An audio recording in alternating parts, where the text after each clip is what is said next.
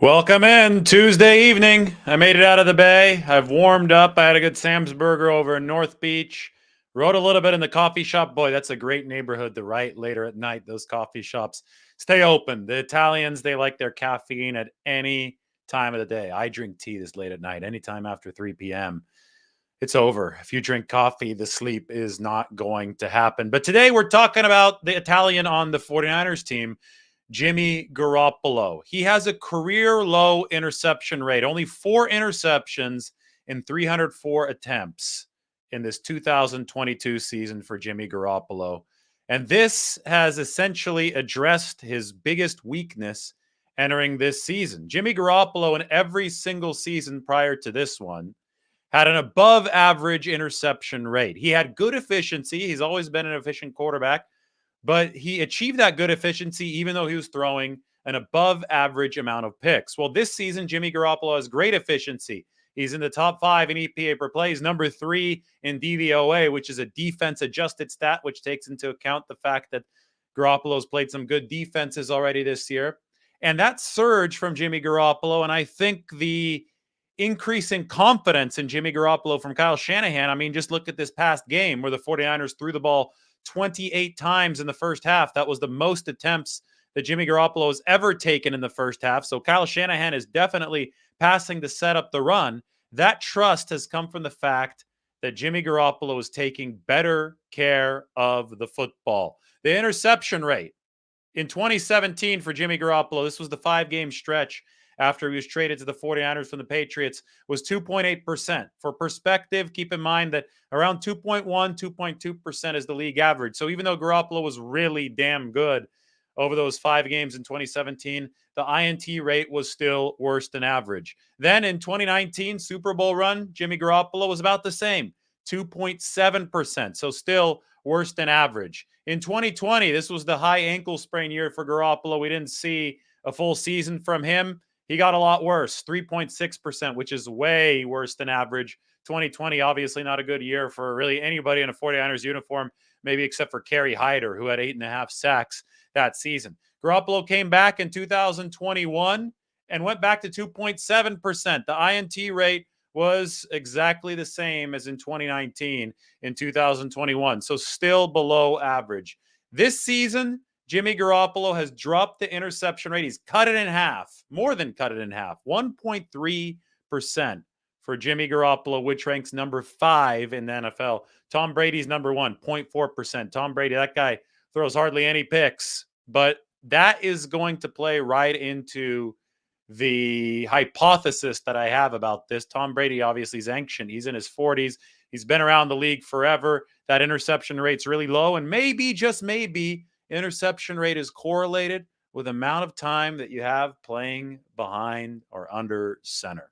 And Tom Brady's been around forever. The interception rate's really low. And looky here, Jimmy Garoppolo, more and more time as the 49ers starting quarterback, a lower interception rate here in 2022. So many people make a massive fuss out of Jimmy Garoppolo interceptions. I think he's treated here's the thing. Most fans only watch their QB on a play-to-play basis. They see everybody else through SportsCenter, through highlight reels on YouTube, wherever you have it. So they see a guy like,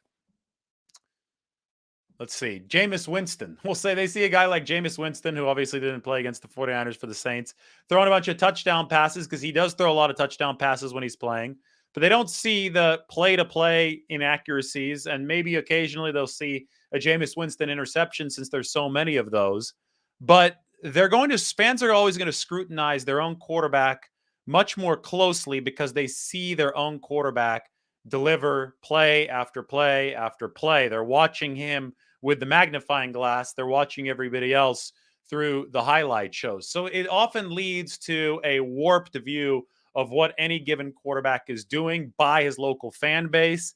And the 49ers might be worse than anybody when it comes to over-critiquing their quarterbacks, because of the tradition and the legacy that they have of over-critiquing quarterbacks, combined with that legacy of success. I mean, this is the franchise of Joe Montana and Steve Young and the great quarterback controversy. Obviously, after that, you had Jeff Garcia. And then you moved into the Alex Smith and Colin Kaepernick era, which was filled with controversy with Smith and Kaepernick in 2012. And then you move forward here into the Jimmy Garoppolo era, and Garoppolo resuscitated the franchise in 2017, helped lead a Super Bowl run in 2019, but he did so with an above average interception rate, and that probably frustrated some fans. And since that was Garoppolo's most glaring weakness, that was the easiest target.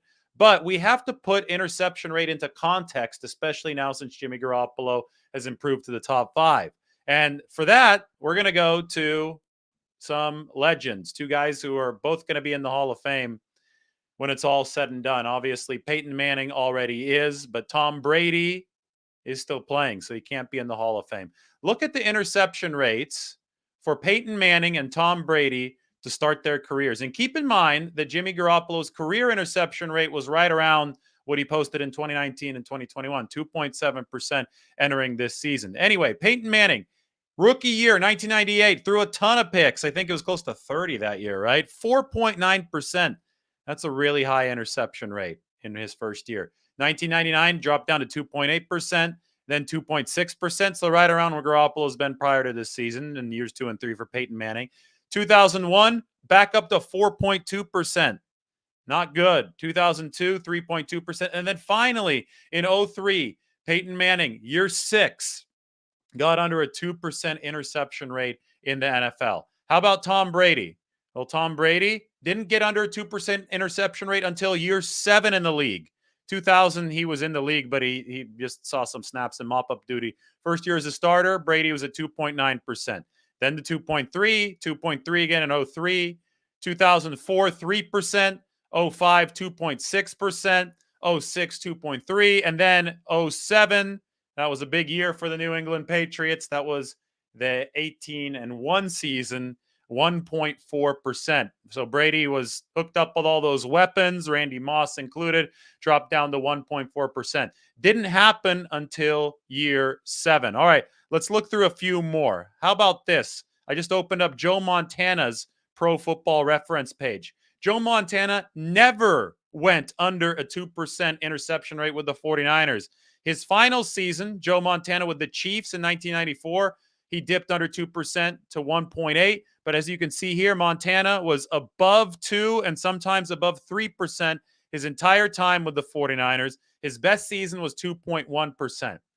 How about Steve Young? Let's move to him here on Pro Football Reference. Steve Young went under 2% for the first time at age 31. He did that 55 starts into his career. That was in Steve Young's 1992 season. Now you could see here Steve Young kind of meandered through the early part of his career. He had a lot over 3%. He had a 2.9% in 91. Finally, in 1992, Steve Young went 1.7%, put that interception rate under 2. Why is this significant? Why is 55 starts for Steve Young, age 31, going under 2% interception rate significant? Jimmy Garoppolo is 56 starts into his career, and he's also 31 years old right now. Everybody's going to pretend, oh, Jimmy Garoppolo's been around the league forever, which is technically true. But remember, he was a backup for many seasons with the Patriots. And remember that he's been hurt for a lot of the time with the 49ers. Garoppolo has just 56 starts under his belt. This is exactly where Steve Young was in his same age 31 season of 1992. And that's when Young dipped under 2% interception rate. This is when Jimmy Garoppolo has dipped under a 2% interception rate himself. It's 1.3% right now. This is not to say that Jimmy Garoppolo is Steve Young or Joe Montana or Tom Brady or Peyton Manning. He's his own quarterback. But this is definitely to say that time in the National Football League is at a premium and is ultimately extremely important for quarterbacks to reduce mistakes. Quarterbacks see the field with experience, and experience comes with actually playing, right? You could do some level of development and preparation on the practice field, but you have to walk the walk. You have to be a starting quarterback in the National Football League, and you have to accumulate reps to get really, really good at it. It was that case with Peyton Manning, who didn't go under a 2% interception rate until year 6. It was that case with Tom Brady, who didn't go under a 2% interception rate until year 7. It was that case with Joe Montana, who didn't go under a 2% interception rate until he was with the Chiefs in 1994. He never did it with the 49ers. And it was that case with Steve Young, who went under a 2% interception rate at the age of 31, 55 starts in, which is exactly when Jimmy Garoppolo has gone under a 2% interception rate. So what's next? Well, let's look at this right here. This is Jimmy Garoppolo's efficiency this season. You can see the list sorted by EPA per play. It goes Tagovailoa of the Dolphins, who the 49ers play this week. He's head and shoulders above everybody else. Even Patrick Mahomes, who's number 2, Josh Allen, Dak Prescott, and then number 5, Jimmy Garoppolo. You look at the efficiency, and it has been excellent for the 49ers this year. A lot of other teams wish that they had a quarterback who's in the top 5 in that efficiency department. And that's even though Jimmy Garoppolo didn't have an off season and got off to a horrid start in that first game under center starting against Denver. The efficiency will continue to get better if Jimmy Garoppolo stays away from the interceptions, because interceptions are obviously going to hurt that efficiency number. But he's continuing, I think, to work in with this arsenal that the 49ers have on the offensive end, from Christian McCaffrey to Brandon Ayuk to Deebo Samuel to George Kittle. And with the goal being efficiency, efficiency is correlated with wins. So Garoppolo right now, his career is developing. And the 49ers will ride this as long as they can in the 2022 season. Their goal for Jimmy Garoppolo had long been to get that interception rate under 2%. They have it under 2% now. Why is it there? Why is it 1.3%? Well, I think that Christian McCaffrey has a whole heck of a lot to do with it. I think that in the past we saw Jimmy Garoppolo, he was the unique case of a gunslinger at short range, right? Normally you have gunslingers who go medium, intermediate to long range, who are firing the ball 20 to 30 yards downfield. Brett Favre was a good example of this. He threw a lot of interceptions, right? Jimmy Garoppolo has a very quick release. Kyle Shanahan accentuates yards after the catch based on his receiving personnel. And as a result, the combination of those two things, Jimmy Garoppolo would throw, and he still does, throws a lot of short passes, and he tries to fit them into really tight windows. But in these previous years, this is, I think, why we saw the 2.8% rate in 17, especially why we saw the 2.7% rate in 2019.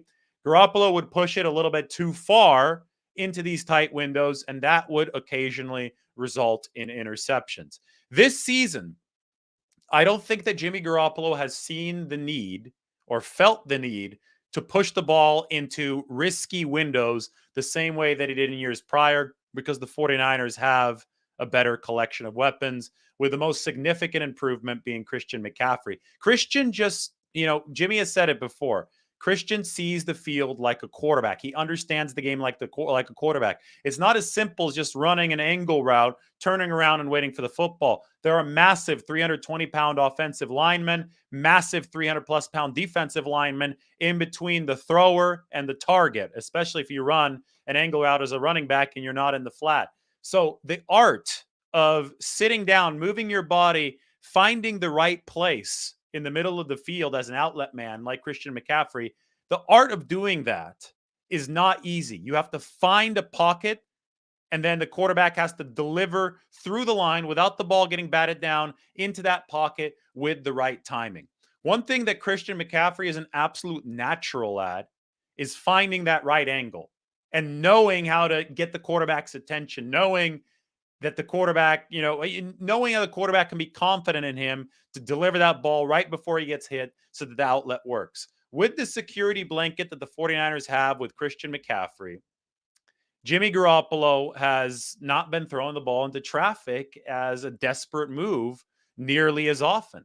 And that, of course, is very likely to lead to a lower interception rate. Add that onto the fact that Jimmy Garoppolo has been playing healthy so far this season. Now, I know he might have gotten a little bit sore, a little banged up with that dirty hit against the Saints and some of those other hits. The 49ers need to protect him better. But you can knock on wood, Will, right here. Jimmy Garoppolo has, by and large, been playing healthy this season. Combine health with the receiving arsenal the 49ers have, and I think an offense that better suits Garoppolo than it has in any of the past years, because the 49ers are throwing the football more often, and I think that's how you end up with a lower interception rate. Now, there's a chance that this is going to go up a little bit. It probably will. 1.3%.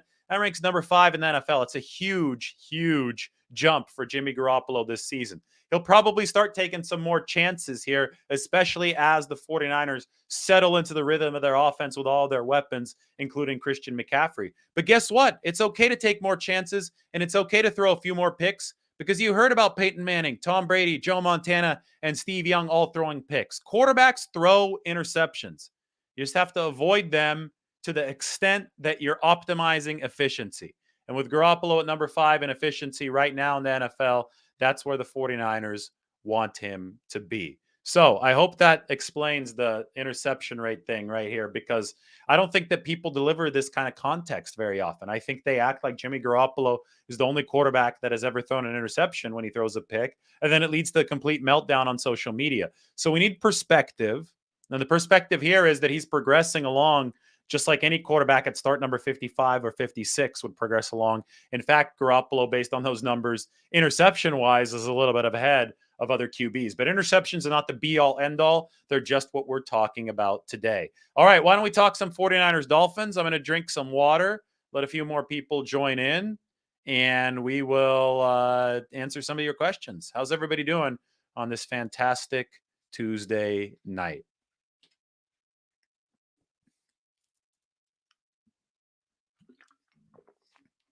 Michael McCoy has a question. Lombardi, this is what bothers me as a diehard Niner fan, says Michael. Why is it that when the 49ers win a game, the fans just want to point fingers at Jimmy or Kyle or whoever for not scoring 100 points? I mean, that's the problem, right? That's what I'm trying to combat here. I'm trying to have people are emotional and reactionary. It's an emotional and reactionary age. I think social media adds fuel to the fire. People oversimplify things. They want to turn their anger and their frustration into blame on one person because it's easier to process that way. But it never is that simple. And because of that, you have individual people unfairly scapegoated. Now, in the case of Garoppolo, it's gotten completely ridiculous. Again, we look at this. He's top 5 in efficiency. You can't really ask for any more out of a guy who you started this season with as your backup quarterback, right? And this might still continue to climb for Jimmy Garoppolo. DVOA is even higher. He's number 3. So it's a frustrating thing for sure if you like analyzing with facts and not feelings. Facts over feelings is the important way to go. How do the Dolphins block the 49ers defensive ends? This is a good question. So Miami is going to be down in all likelihood both of its starting offensive tackles. Teron Armstead, he's out, star left tackle. Austin Jackson, who hasn't been very good, just a high draft pick, but he's been hurt most of this season. Re-injured himself this past Sunday against Houston. He's likely out as well. So Greg Price, who struggled, and Brandon Shell, who isn't very good. Those are the 2 likely starters for the Miami Dolphins at tackle. How do they block Nick Bosa, Sansa Mebucom, Charles Omenihu, Drake Jackson and company? Jordan Willis also is part of that mix for the 49ers. I don't think that they're able to block him for all too long. I think the ball's going to have to get out of Tua's hands quick, which is great for the 49ers. It's a start for the 49ers against a really good Dolphins offense. I mean, we take a look at where Miami is. I'm going to stretch this out a little bit so you guys can take a look at just how absurdly good Tua Tagovailoa has been, how good this passing offense has been, right? You want to be further up and further to the right on this chart. That is efficiency and accuracy. Look here, very top right corner. That's where Tua's at. So this is what the 49ers defense is up against. They're up against a QB who's been distributing the ball really effectively to his very speedy weapons. The Dolphins are the fastest team in the NFL. They have both Tyreek Hill and Raheem Mostert after all. So, I think the one way the 49ers neutralize this is by winning up front. Isolating, destroying that offensive line that has 2 backup tackles for the Dolphins and not letting Tua Tagovailoa hold on to the ball long enough for that speed to take hold downfield. But the quick game is another issue, right? If he gets the ball out quickly, you can still generate and utilize that speed with yards after the catch. So it's going to take really disciplined play on the back end for the 49ers. That's linebackers and defensive backs, good coverage on the back end to really fuel the pass rush. Coverage fuels rush, right? To where you're happy that Tua is releasing the ball quickly because that means the guys can't run away from you like Tyreek Hill on off-schedule plays downfield. But you still have to take care of business after the throw has been made to a short target on a quick release because otherwise the Dolphins will just pick that yardage up in yards after the catch. And the good news for the 49ers is that this might be the best tackling team that Kyle Shanahan has ever fielded. The 49ers have missed like 1 or 2 tackles over the past 2 weeks total. They missed a few earlier in the season. Talanoa Hufanga especially had a bigger problem with it. But this team is evolving in front of our eyes. They have the second highest tackling grade on Pro Football Focus. And tackling is going to be so important in this game because I think they're going to have a lot of opportunities to do it with Tua getting the ball out quickly. So I don't think the Dolphins can block the 49ers defensive ends. It was 2 backup offensive tackles, but they can get the ball out quickly. And that shifts some of the responsibility to the 49ers back end like a hot potato, right? Hot potato toss toward the linebackers and the defensive backs. They can toss that hot potato back to the 49ers defensive line if their coverage fuels the rush. If you cut off those throwing lanes and discourage Tua from hitting the quick reads, then you force him to stand back in the pocket, and then you can have some fun against those backup offensive tackles. Obviously, it is very necessary to also stop the run to execute this game plan. This is something that the 49ers did not do against the Chiefs. They did not adequately stop the run, and then Patrick Mahomes just had an absolute field day as a result. Do I think that Tevin Coleman will be elevated from the practice squad? Probably. They really trust Tevin Coleman. They're going to need another backup there. It's either him or Ty Davis Price. And if you're already leaning on one rookie in Jordan Mason, then you're probably going to want to have a vet to fill out the room. So you look at Christian McCaffrey, you look at Jordan Mason, you look at Tevin Coleman, and I think that you have a room that a running back room that you can trust that is not as dynamic as the one with Elijah Mitchell. But you still have Christian McCaffrey. And I know we're talking about his knee irritation right now. I know that, there are questions about his ability to be at a completely 100% since Jordan Mason took the final snaps of the game against the New Orleans Saints. But hey, Jordan Mason is an awesome change of pace for the 49ers. Called him mini Marshawn, yet bigger than Marshawn a little bit earlier, right? He's 224 pounds. Marshawn was only 215. Mason was running hard. He was a bull in a china shop. And I think that the 49ers are going to like that in the running back room. I really do think that he's rising up the pecking order. And I do think that Tevin Coleman, to answer your question, is going to get a shot as well, just because of familiarity and trust with Kyle Shanahan. How will weather impact the game? Slow down the Dolphins? People are saying, hey, there's a little bit of rain on Sunday. This is going to change the game. Guys, we live in California, right? This is not likely to be a torrential downpour. This might be a few sprinkles. It said like 0.07 of an inch, of rain. There was a very small chance of a lot of rain. It's very likely going to be very little rain. So I wouldn't count on this on changing the game all too much. The bigger issue is the Dolphins missing both of their starting offensive tackles. That's something to really keep an eye out for, because if the 49ers play discipline on the back end, that's something that they could take advantage of. The 49ers do plan on Armstead practicing tomorrow. This is one more thing that I want to talk about to really extrapolate or expand on the tackle situation for the Dolphins.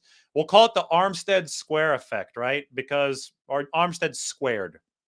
Because Teron Armstead, the star left tackle for the Dolphins, is out of this game. And Eric Armstead, the star defensive lineman for the 49ers, practiced last Friday, and the 49ers expect him to be back on Wednesday. I have long said that this week, week 13, would be a week to look out for Eric Armstead returning, right? And it looks like he's on track for that if he is indeed back out at practice on Thursday. And if Eric Armstead is back, the guy is like a snowplow. The guy comes in from that interior alignment, and not only does he stuff the run, which is really important for this 49ers defense, but he displaces multiple offensive linemen to the point where there's a much higher chance that the edge rushers, like Nick Bosa, like Charles Omenihu, like Sansa Mebicom, will be operating on islands against opposing offensive tackles. And in this case, the opposing offensive tackles will be backups for the Miami Dolphins in Greg Price and Brandon Shell. So Eric Armstead's potential appearance in this game has a chance to be huge, has a chance to be monumental, given the issues that the Dolphins are working with up front.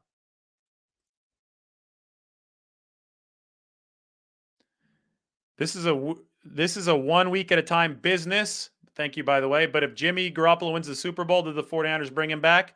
Absolutely. If the 49ers win the Super Bowl and Garoppolo is delivering top 5 efficiency, you give him a blank check. You pay him what he needs, and you figure out the salary cap implications after that. What would be the timeline for Kinlaw's return? Any news on his knee? I think with Javon Kinlaw, you've got a limited window, right? Because it's just constant fluid buildup after the ACL tear in the knee. So you got to figure out when you're going to most need him and when you want to try to hit that surgical strike and get him in there and then just manage this thing the rest of the season before you can get a full off season of rehab in. So the trick with Kinlaw is that they only have 2 return from IR designations left. That's a thing starting this year. During the COVID years, that wasn't an issue. You had unlimited IR returns. This year, there are only 2. So we're observing here how the 49ers are going to play this because Elijah Mitchell hasn't officially gone on IR yet, but there's a very high chance that he does go on IR. And 6 to 8 weeks means that Elijah Mitchell will be able to return for the playoffs. And the 49ers, by the way, right now have a 96% chance of making the playoffs, according to Football Outsiders. So in the case of Elijah, if you put him on IR, you're going to need to use one of those 2 remaining spots. The 49ers have already used 6 out of 8. You're going to have to use one of the 2 remaining spots for Elijah Mitchell. That leaves only one spot. Maybe Kinlaw gets that activation. You could open his practice window. That's the first step. But then you have to decide, is it really worth burning this bullet? If you're not sure if Javon Kinlaw is going to be healthy enough to stay out on the field. So I think that's what, we're not going to see Javon Kinlaw back until the 49ers do the test drive, right? The test drive is the activation for practice, not the activation from IR to the roster, the activation for practice. And if that happens tomorrow, and it might, I don't know, but it might, they'll have 3 weeks from that point to decide whether or not to activate Javon Kinlaw. I have a question about my sweater. Just out of personal curiosity, my girlfriend and I love your sweater. I got it yesterday with my fiance. She bought it for me. So we got it at Suit Supply in downtown San Francisco. So go check it out. Suit Supply on Maiden Lane. If Jimmy Garoppolo wins the Super Bowl, he's going to win. He's going to earn a lot of money from the 49ers. I'm sorry. Yeah, you can't have it both ways. You can't say, "Oh, Jimmy Garoppolo can't win a Super Bowl. I don't trust him as my quarterback," and then have him come back on a discount, win you a Super Bowl, and then be like, "Oh, I can't pay him." Like you have to pick. Do you like winning Super Bowls or do you not like winning Super Bowls? We're obviously working in a hypothetical here, right? Somebody asked me if the 49ers win the Super Bowl with Jimmy Garoppolo playing this well, what do they do? Well, you do what you do for any quarterback that wins a Super Bowl playing elite level football. Top 5 efficiency football, you win a ring, you pay the guy. That's just how the NFL works. There would be no political way around that. The 49ers brass would be committing career suicide, right? If they did not bring back the quarterback who was top 5 in efficiency, who led them to a Super Bowl win. That's just how the NFL works. Well, yeah, this is what happens to all NFL teams. You can't pay Jimmy and keep the depth on this team. Not going to happen. Then you don't keep the depth. Again, if they win the Super Bowl, then you work with the quarterback. You don't work with the depth. You don't win the Super Bowl and be like, "Oh, our depth won us the Super Bowl." The quarterback is the most important position on the team, right? The ball touches his hands on every single down. So, guys, this discussion is not really worth having right now. So I'm going to pivot off of it. But it is patently ridiculous to suggest that the 49ers would do anything different if they actually won it all with Garoppolo playing the way that he is right now. Let's wait and see what happens, first of all, but there's no reason to litigate this right now. I'm just telling you that the league operates in certain ways, and it's not going to operate differently if the 49ers do indeed reach the conclusion that people think they can reach. But there's still a long, long way from that.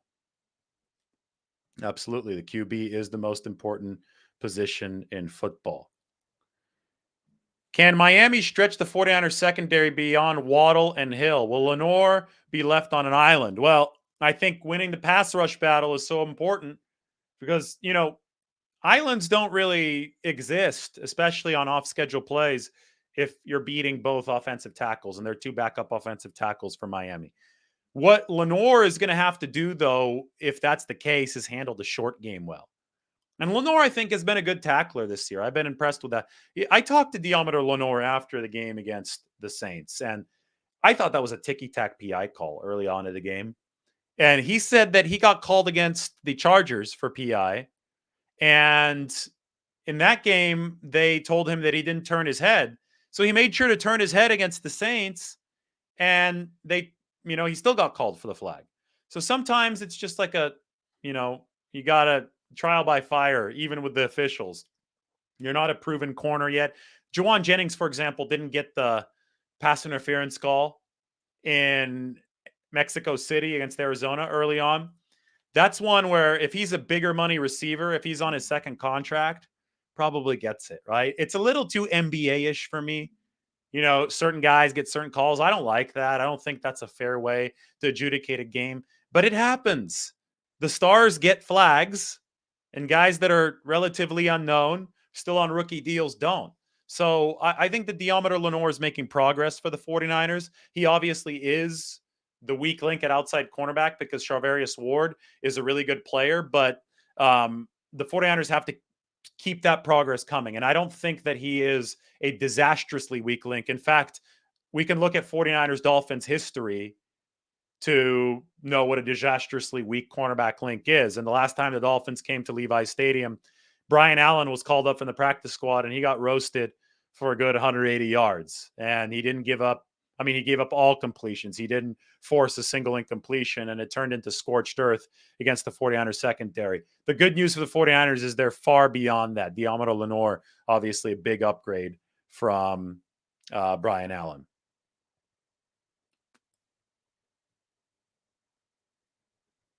Steve doesn't want the officials to let Bosa get held on every single play. A lot of that was happening. Now, Bosa was not offsides on the game-sealing sack. If you go and watch that stop motion, Nick Bosa he timed it perfectly. So credit to the officials for getting that right, because to the naked eye, it looked like he jumped off sides. But if you watch it closely, he wasn't. It was a bang-bang play. A lot of content. Thanks to everybody. The Logical Truth says this past weekend featured the worst officiating crew that we've seen all year. I mean, it's hard to judge, and officials are humans too.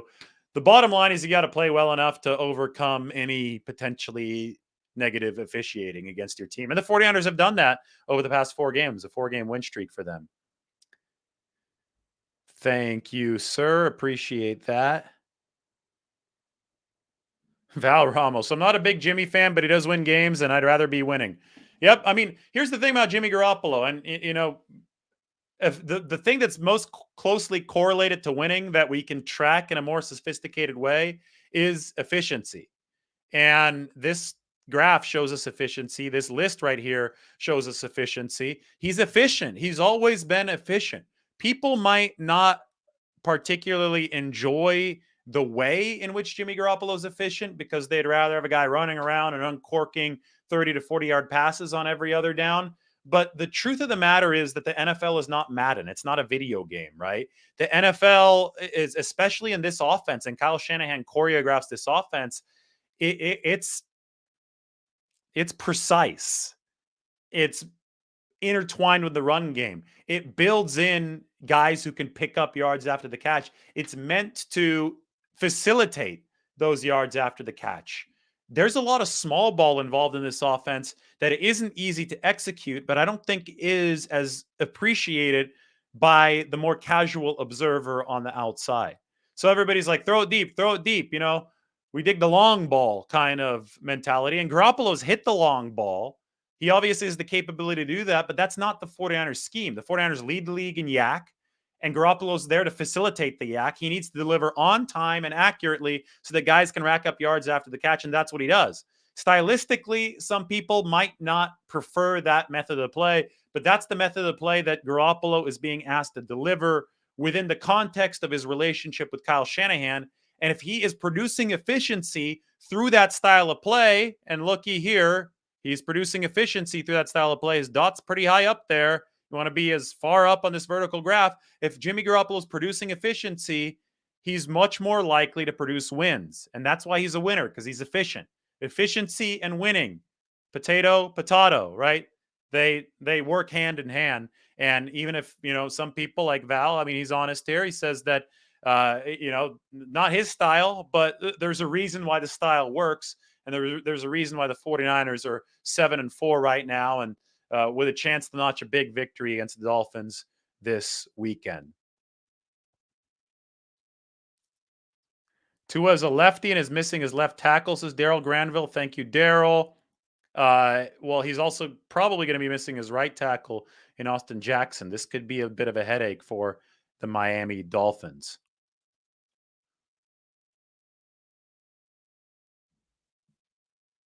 All right. Any more questions for you guys? Right now, let me put this up here. Make sure you subscribe to The Athletic. I'm going to put my page up on the screen. We'll see some of my latest articles. I'm working on a nice one right now on the defense, so I hope that you're able to check that one out tomorrow. Or no, maybe Thursday when it comes out. Here is my landing page on The Athletic, so be sure to check that out. I talked about the goal line stands against the Saints, but you have a ton more stuff.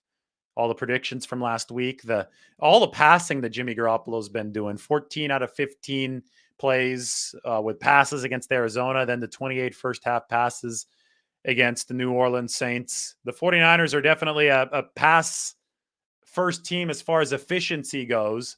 Kyle Shanahan may still try to run a lot, but this team is better at passing the football than it has been at running the football so far. So be sure to subscribe to The Athletic.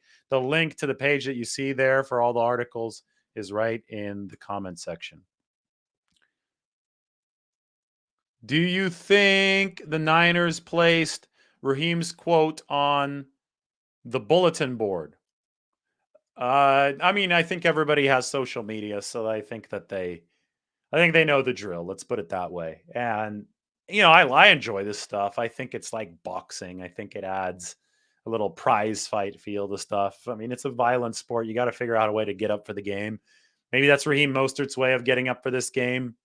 And the 49ers, maybe their way of getting up for the game is by engaging with it, right? Deebo Samuel obviously engaged on social media.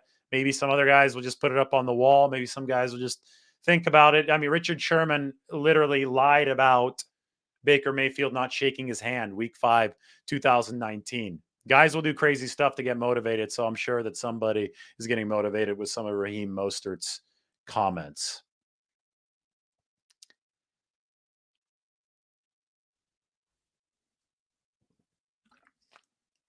Why isn't Jimmy Garoppolo in the talks for MVP? Too early for that. I don't think he would deserve it yet. I mean, look at this. Go back to the efficiency chart. It has to load up there. But, I mean, Tua Tagovailoa has been way better than everybody efficiency-wise. Mahomes is a different level. Josh Allen has been more efficient than Garoppolo. Dak Prescott got ahead of Jimmy Garoppolo. I mean, Jimmy's having a really, really nice year, but MVP is the best of the best. Jimmy hasn't been that good, right? So we're talking levels here. There's a different level everywhere. Now, if Jimmy Garoppolo leads the 49ers in a shootout win and does some amazing stuff against the Miami Dolphins, and that EPA rises up and Tua's goes down, and then we still have, 5 games after that, and then Jimmy Garoppolo leads more wins and the 49ers in the playoffs with a dominant record, all right, let's, start that discussion. But we're not at that. We're not at that point yet. Yeah, I think right now Mahomes is in that spot. Let's see here. This chat section is just flying right now for me. It's not like somebody else is running it, so sorry if I'm missing stuff. It's flying by. I just kind of go with whatever's there. So thank you if you're sending something, but not gonna see all that. Not even. I don't know, because Pro Bowl level is dependent on other guys, right? So Mahomes, Allen, those guys definitely Pro Bowl level this year. Tua, definitely Pro Bowl level. How many quarterbacks do they take to the Pro Bowl? Is it 2 for each team or is it 3 for each team? That's, that's the question right now. So December, guys, we're turning the calendar to December here in 2 days. December is going to start to tell us where everybody really stands. Everybody's been jockeying in position. Everybody's positioned now. Stretch run coming up. December and January is what really matters. And I get it. All these Pro Bowl and all these awards are going to be determined a little bit earlier than the playoffs. But that's why these next couple weeks are going to be so big. This is going to be to me, 49ers and Dolphins is going to be a table setting game for the stretch run. It really is going to tell us a lot about both of these football teams. December separates the contenders from the pretenders.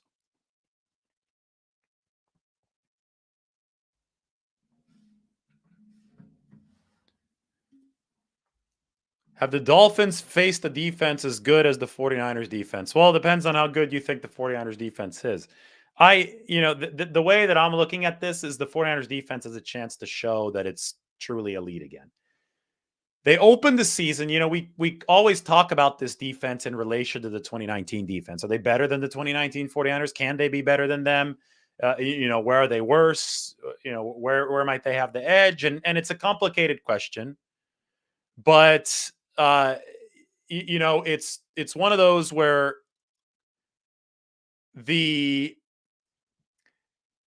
when you look at the 2022 49ers, they have operated in 3 distinct stretches this year. They were dominant to begin weeks 1 through 6.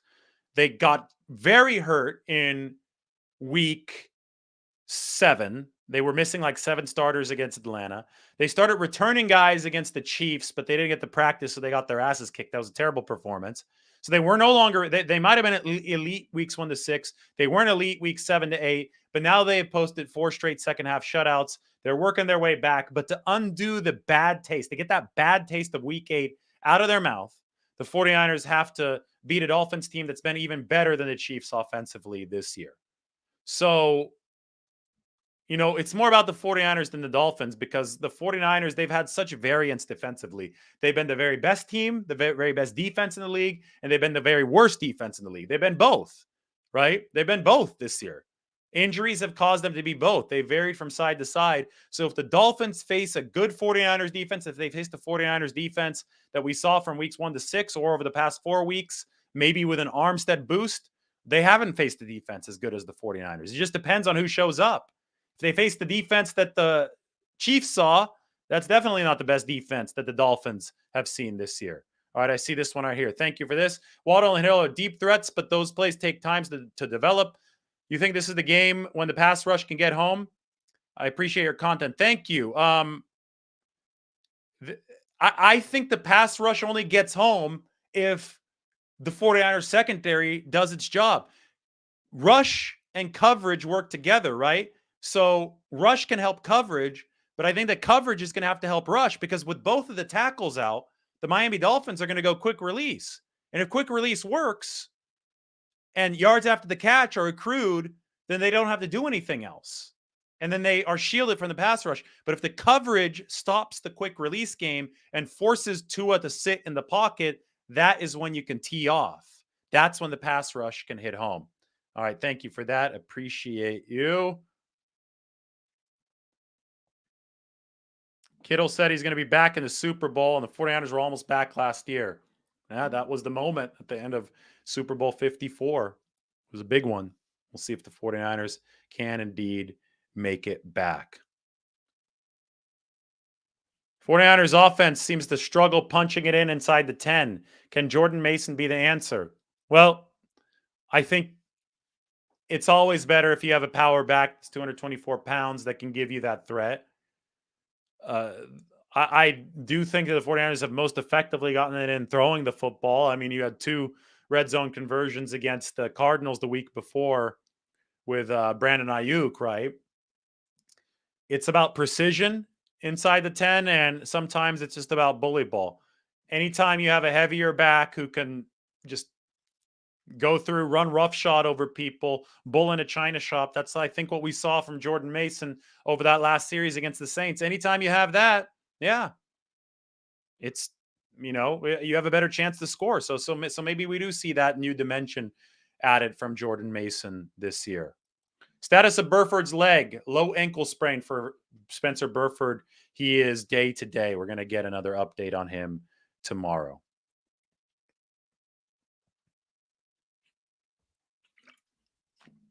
Do they keep McGill active and rotate with Armstead to ease him back in? I think so. I mean, they just promoted McGill to the 53-man roster, meaning they want to keep on playing him.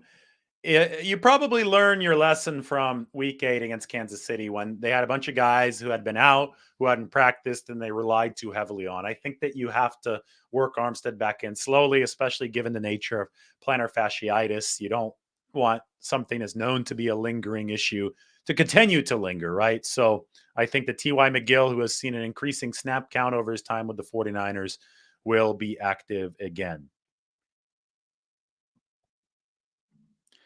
I see what you're saying, but yak and quick throws aren't possible if the pass rush gets home. Because no, this is the thing. The quick game is designed to neutralize the pass rush, right? You've seen the 49ers do this against the Rams when they've been overmatched by Aaron Donald and those guys up front. Jimmy Garoppolo, 2.3 seconds, which is really fast snap to release. Boom, boom, quick game, quick screen, here, there. It's too fast the pass rush to get out. The coverage has to help the pass rush to some degree. The pass rush, it could be the most overpowering pass rush of all time. It could be the 2019 49ers first 8-9 weeks of the season. But if you're not doing anything to hold them on the back end, you're going to beat that pass rush with quick screens, quick slants, quick screens. No pass rush can get to a quarterback in 1.2 seconds. It's going to take a little bit longer than that, right? There's going to be some resistance up front. So rush and coverage are both extremely important. You can't have just one of them if you're going to be a great defense. And I think the good news is the 49ers have the players to field both of them. And I think they're going to need to have both components against an offense like the Dolphins.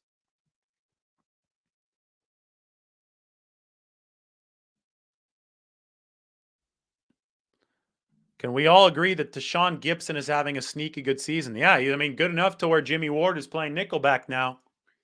Tashawn Gibson is a sure-handed tackler. I think that he's a veteran. He's smart. He's been a good influence for Talanoa Hufanga, his fellow safety. And the way the 49ers have it set up right now with Ward at nickelback getting more and more comfortable and Gibson and Hufanga having that chemistry at the safety position, the way that it's set up, I think, works well for the 49ers.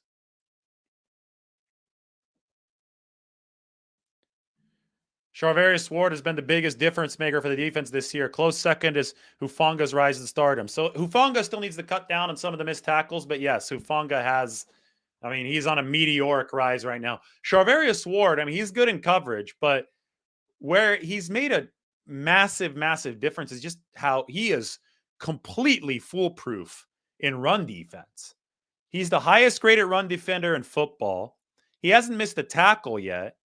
And he's smart. I mean, this guy is, he sniffs out screens. He sniffs out the quick game action. You just can't do any of that to Charvarius Ward's side of the field. And that is so beneficial to the 49ers pass rush. So Ward has been a difference maker this year. So to me, he's been worth every penny for the 49ers. And his one bad game came against the Chiefs, and that was the week that he didn't practice. So Charvarius Ward, tip your cap to him. He's a big part of this football team. And I think he's going to really treat this Miami game as a chance for atonement because he knows the last time the 49ers faced an elite offense about a month ago against Kansas City, he wasn't very good coming off an injury. This is a chance for Charvarius Ward to puff out his chest against an elite offense, against his former teammate, Tyreek Hill, who he covered in practice with Kansas City. It's going to be fun to talk to Charvarius about that matchup this weekend. Is there a stat for almost interceptions? Are you talking about Jimmy Garoppolo? Yes, there is a stat for almost interceptions. And no, Jimmy Garoppolo does not lead the league in that category. Turnover-worthy plays from PFF. Jimmy Garoppolo is also in the top 10 as far as lowest amount of turnover-worthy plays. See, a lot of people seem to think goes back to my original point. If you only watch every single play of Jimmy Garoppolo, then the highlights of everybody else, then you're going to think that Garoppolo makes more mistakes than everybody else. But if you watch the plays of every single quarterback and then look at the analytics, Garoppolo's top 5 lowest interception rate, top 10 lowest turnover worthy play rate. So He definitely does not lead the league in that category. Will Kyle put his best on tape this week? Well, this is a good chance. This is a pride game for the coaching staff, right? Mike McDaniel on one side, Kyle Shanahan on the other. I have something really funny to show you guys. Put this up on Twitter. Here we are. So check this out. George Charuri from PFF posted this. And this is just a quadrant of a graph that shows passing and rushing efficiency. And in the quadrant of the graph that shows teams that have a strong pass game but a weak run game, the 49ers are in there. And the 49ers are right by the Dolphins. So both the 49ers and the Dolphins come into this game with strong pass games and weak run games in terms of efficiency. So I made the joke on Twitter. Here's the live look at Kyle Shanahan and Mike McDaniel taking a glance at that graph together. Shanahan and McDaniel, the two Spider-Men pointing at each other. Can't tell the difference. The Dolphins and 49ers in the same spot on this graph. Anyway, I do think that Kyle is going to try to put his best on tape, and I think that Mike McDaniel is going to do the same. I mean, this game has so many cool storylines, and obviously one of the top ones is Mike McDaniel coming back to face his old boss, Kyle Shanahan. So they're both going to be going at it. Obviously not technically against each other because they're working against other teams' defense, but they might have to trade haymakers, right? Dolphins score, 49ers score. You might have to go back and forth like that if it turns into a shootout, but maybe it doesn't. Maybe the Dolphins aren't ready for the smoke that the 49ers defense is going to bring. That's why the 49ers are favorites in this game. They're up to 4-point favorites right now. Is the Dolphins have statistically a better offense than the 49ers. 49ers are good too, but the Dolphins better.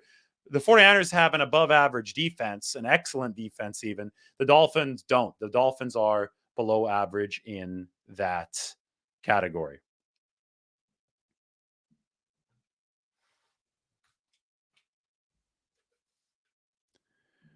The key to the 49ers winning this game.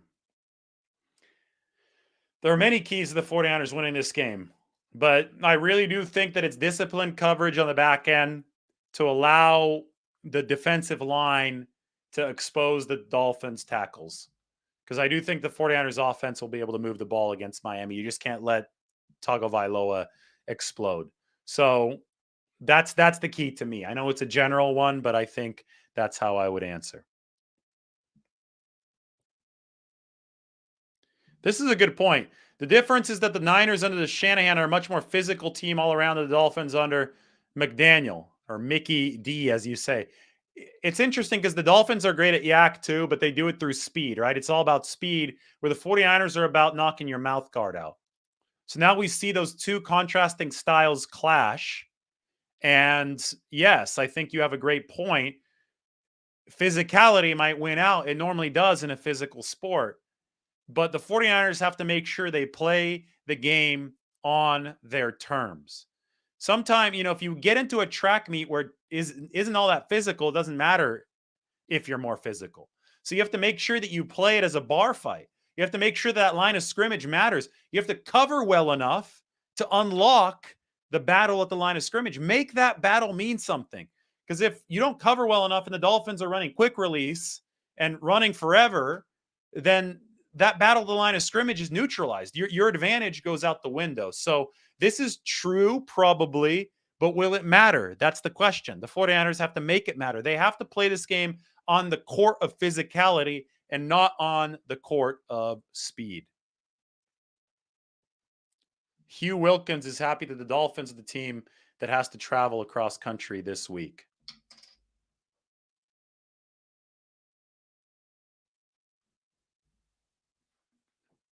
Any more questions, guys?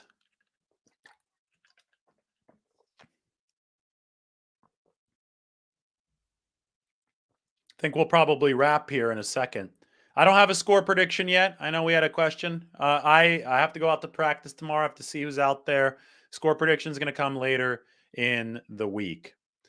Everybody, while you're here, sub to The Athletic and obviously sub to the channel, right? Like the video, sub to the channel, Twitter. That's where I'm at. 49ers are 7-4. They're in command of the NFC West. They also have currently the number 3 seed in the NFC. So things are looking up for them with 6 games to play.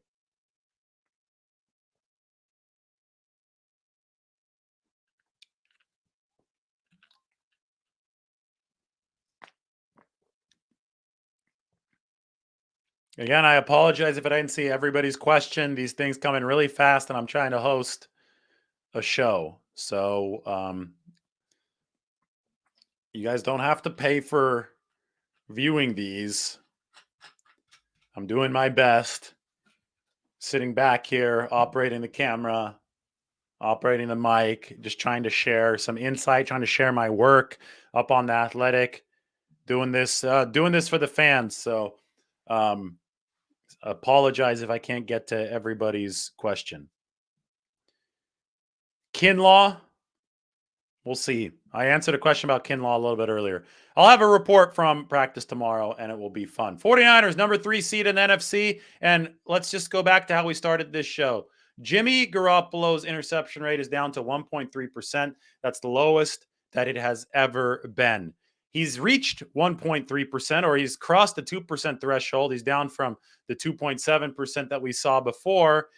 56 starts into his career at age 31. That's exactly when Steve Young went under 2% for the first time.